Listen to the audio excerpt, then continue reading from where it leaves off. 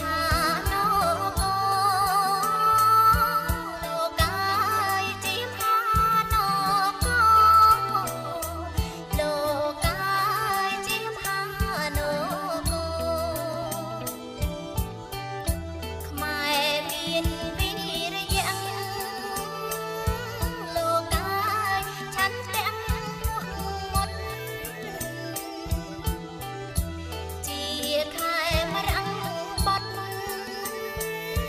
លោកកាយមើងមាត់ស្មោះសរព្រងអីខ្មែរមានធនធានវប្បធម៌ពេញមហានគរល្អល្អប្រណិតលោកកាយល្អល្អប្រណិតលោកកាយល្អល្អប្រណិតគ្រប់